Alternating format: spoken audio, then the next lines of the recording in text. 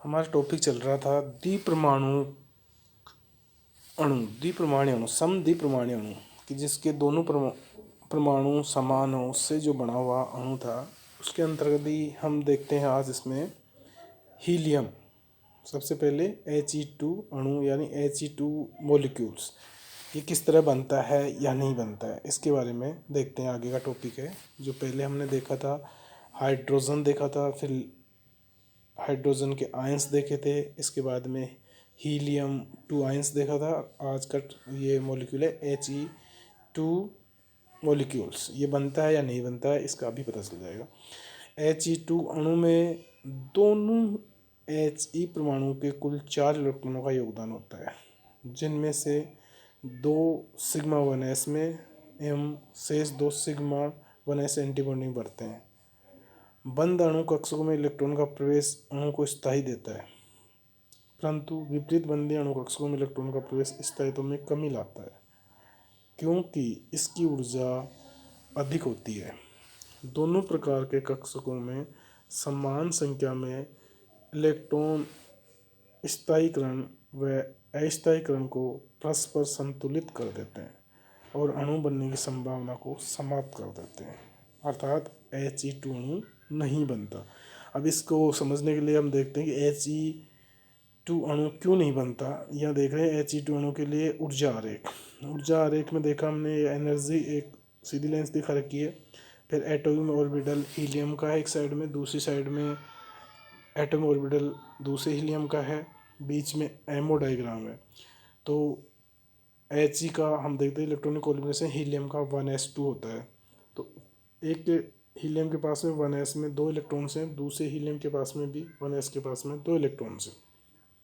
जब ये दोनों अतिव्यापन करते हैं तो सिग्मा 1s बॉन्डिंग और सिग्मा 1s एंटी बॉन्डिंग बनाते हैं। दोनों के पास में 4 इलेक्ट्रॉन हैं, तो पहले तो 2 इलेक्ट्रॉन बॉन्डिंग में आ जाते हैं, बचे हुए 2 इलेक्ट्रॉन एंटी बॉन्डिंग में चले जाते हैं। तो जब इनके पास में 2 बॉन्डिंग में 2 एंटी बॉन्डिंग में, तो बॉन्डिंग इसको जितना स्थायित्व प्रदान करता है उतना ही अस्थायीकृत एंटी बॉन्डिंग कर देता है। और इसका जो बॉन्ड ऑर्डर हम देखते हैं Nb-Na/2, यानी कि 2 बॉन्डिंग में 2 एंटी बॉन्डिंग में 2 - 2/2 = 0। तो बॉन्ड ऑर्डर इसका 0 आता है। अब किसी का बॉन्ड ऑर्डर 0 आएगा तो उसका स्थायित्व नहीं होगा और इसका स्थायित्व संभव नहीं है। तो इस प्रकार इसका इलेक्ट्रॉनिक विन्यास देखते हैं तो यह आता है 1s sigma 1s bonding 2 sigma 1s anti bonding 2। तो हमने देखा कि इस प्रकार हीलियम मॉलिक्यूल जो है वो बनना संभव नहीं है। इसके बाद में दूसरा है हमारे पास में लिथियम अणु, He2 मॉलिक्यूल में देखते हैं कि लिथियम परमाणु में हमारे पास में 3 इलेक्ट्रॉन होते हैं। इस प्रकार लिथियम अणु में कुल 6 इलेक्ट्रॉन होंगे, जिनका अणु कक्षक इस प्रकार से होगा। जब हम देखते हैं कि जो लिथियम He2 है, सिग्मा 1s में 2 इलेक्ट्रॉन बॉन्डिंग में, सिग्मा 1s एंटी बॉन्डिंग में 2 इलेक्ट्रॉन, सिग्मा 2s बॉन्डिंग में 2 इलेक्ट्रॉन्स, या यूँ कह सकते हैं के सेल सिग्मा 2s बॉन्डिंग में 2 इलेक्ट्रॉन्स। इसके प्रथम कोष के बंदी व विपरीत बंदी इलेक्ट्रॉनों की संख्या समान होने के कारण बंध निर्माण में इनका योगदान नहीं होता। केवल दूसरे कोष के इलेक्ट्रॉन ही बंध निर्माण में प्रयुक्त होते हैं। दोनों लिथियम परमाणु के मध्य एक बंध होता है जिनकी लंबाई 2.67 एंगस्ट्रॉम एवं बंध ऊर्जा 24.14 किलो कैलोरी पर मोल होती है। अब हम यहाँ लिथियम He2 अणु के लिए ऊर्जा स्तर आरेख को देखते हैं। तो ऊर्जा स्तर आरेख में देखा हमने कि ये एनर्जी दिखा रखी है, फिर एटॉमिक ऑर्बिटल्स हैं, एक लिथियम के दूसरे लिथियम एटॉमिक ऑर्बिटल हैं, फिर He2 अणु के एमओ है। तो हमने देखा ही जो 1s है, इसका 1s में 2 इलेक्ट्रॉन होते हैं, 2s में 1 इलेक्ट्रॉन होता है। तो 1s को हम छोड़ भी सकते हैं क्योंकि के सेल होती है एक इलेक्ट्रॉन, लेकिन अगर इसका डायग्राम में इसको शो करते हैं तो दोनों 1s एक लिथियम का और दूसरे लिथियम का 1s, ये मिलकर के सिग्मा 1s बॉन्डिंग और सिग्मा 1s एंटी बॉन्डिंग, और दोनों में ही 2 इलेक्ट्रॉन होंगे जो दोनों एक दूसरे प्रभाव को ख़त्म कर देंगे। फिर हम देखते हैं कि 2s एक लिथियम का और दूसरे लिथियम का 2s, ये दोनों मिलकर के सिग्मा 2s बॉन्डिंग और सिग्मा 2s एंटी बॉन्डिंग बनाते हैं। और लेकिन इनके पास इलेक्ट्रॉन दोनों के पास में एक एक ही होता है 2s में, तो दोनों साझा करके दोनों इलेक्ट्रॉन सिग्मा 2s बॉन्डिंग में आ जाते हैं। इससे हमने इसका इलेक्ट्रॉनिक कॉन्फिगरेशन देखा था कि के सेल और सिग्मा 2s बॉन्डिंग में 2 इलेक्ट्रॉन्स। और इसकी जो मैग्नेटिक प्रॉपर्टीज़ हम देखेंगे इस आधार पे, तो ये कैसी हो जाएगी, प्रतिचुंबकीय यानी डाई मैग्नेटिक, क्योंकि इसके पास में कोई भी एटॉमिक इलेक्ट्रॉन नहीं है अणु के पास में। अब इसका बॉन्ड ऑर्डर हम निकालते हैं, तो बॉन्ड ऑर्डर होगा Nb-Na/2, तो 4 - 2/2 = 1, बॉन्ड ऑर्डर आता है इसका 1।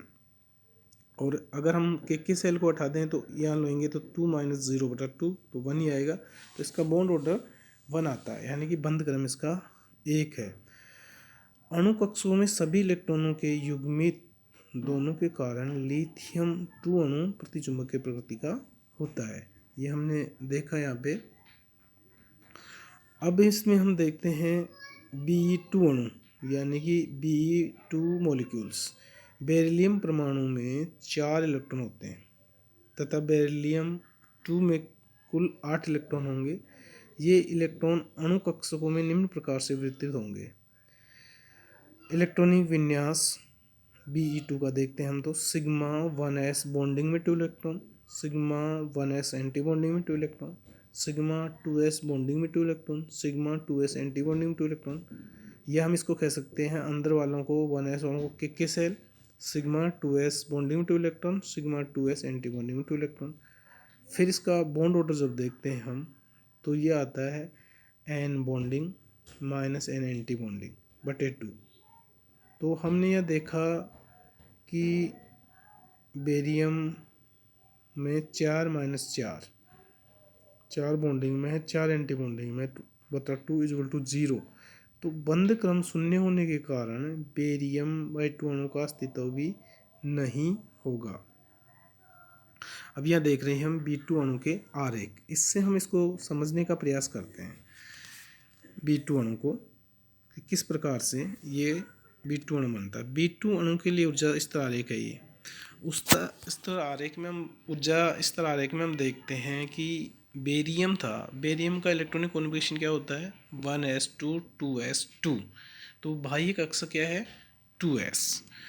तो अब इसमें हमने देखा कि 1s2 2s2 दोनों में ही 2-2 इलेक्ट्रॉन्स रहते हैं। तो ऊर्जा स्तर आरेख ये बढ़ता हुआ आरेख है। इसमें एक बेरिलियम लिया इधर, इसके अंदर 1s के पास में भी 2 इलेक्ट्रॉन हैं और 2s के पास भी 2 इलेक्ट्रॉन हैं। सेम पोजीशन इधर देखते हैं दूसरे बेरिलियम के पास में, तो यहाँ 2s नहीं है, ये 1s है, गलती से लिखा हुआ है। 1s के पास भी 2 इलेक्ट्रॉन है, फिर ऊपर 2s के पास भी 2 इलेक्ट्रॉन्स हैं। तो यहाँ हम देखते हैं कि एक बेरिलियम का 1s और दूसरे बेरिलियम का 1s आपस में अतिव्यापन करते हैं, और अतिव्यापन करने के बाद में ये बनाते हैं MO यानी सिग्मा 1s बॉन्डिंग और सिग्मा 1s एंटी बॉन्डिंग। तो ये बनने के कारण इसमें क्या होता है कि इसके पास टोटल 4 इलेक्ट्रॉन है 1s में, दोनों दो एक बेरियम के पास में, 2 दूसरे बेरियम के पास में। तो 2 सिग्मा 1s बॉन्डिंग में भरे जाएंगे और 2 सिग्मा 1s एंटी बॉन्डिंग में भरे जाएंगे, दोनों का प्रभाव खत्म हो जाएगा तो आंतरिक सेल में चले जाएंगे। इसको के सेल भी कह सकते हैं हम। इसी प्रकार फिर हम आउटर में देखेंगे, इसके आउटर ऑर्बिटल्स में बाह्य कक्षक जो है 2s बेरिलियम का, दूसरे बेरिलियम का भी 2s। जब ये हम देखते हैं कि 2s में 2 इलेक्ट्रॉन हैं, दूसरे के पास में भी 2 इलेक्ट्रॉन्स हैं, तो जब ये अतिव्यापन करेंगे 2s अतिव्यापन, तो ये बनाएंगे sigma 2s bonding, sigma 2s anti bonding. तो सिग्मा 2s लोअर एनर्जी का होता है बॉन्डिंग वाला, और sigma 2s anti bonding higher energy का होता है। तो इसके पास टोटल होते हैं 4 इलेक्ट्रॉन्स, 2 एक बेरियम से और 2 दूसरे बेरियम से। तो 2 चले जाएंगे सिग्मा 2s बॉन्डिंग में और 2 चले जाएंगे सिग्मा 2s एंटी बॉन्डिंग में। तो इस प्रकार हम इसको देखते हैं कि इसके पास कोई भी कक्षक खाली नहीं है, जितने बॉन्डिंग में इलेक्ट्रॉन है उतने ही एंटी बॉन्डिंग में इलेक्ट्रॉन, जैसे हीलियम में देखा था हमने। तो इस कारण से हीलियम अणु में इस कारण से इसका जितना ये बॉन्डिंग में इलेक्ट्रॉन्स है वो स्थायित्व, मॉलिक्यूल को स्थायी करने का, स्थायित्व को बढ़ाने का प्रयास करेंगे, उतना ही एंटी बॉन्डिंग वाले जो इलेक्ट्रॉन हैं उसके स्थायित्व को अस्थायी करने का प्रयास करेंगे। फलस्वरूप ऐसा मॉलिक्यूल बनना संभव नहीं है, B2 अणु बनना संभव नहीं है। और इसका जो मैग्नेटिक प्रॉपर्टीज हम देखते हैं तो वो भी कोई भी आयनिक इलेक्ट्रॉन नहीं है, तो ये हो गई डाई मैग्नेटिक यानी कि प्रतिचुम्बकीय। लेकिन हम यह पाएंगे और इसका बॉन्ड ऑर्डर भी 0 होगा, क्योंकि जितने बॉन्डिंग है उतने एंटी बॉन्डिंग है, तो बॉन्डिंग माइनस एंटी बॉन्डिंग बटा 2 = 0। तो ऐसा अणु बनना संभव नहीं है। धन्यवाद।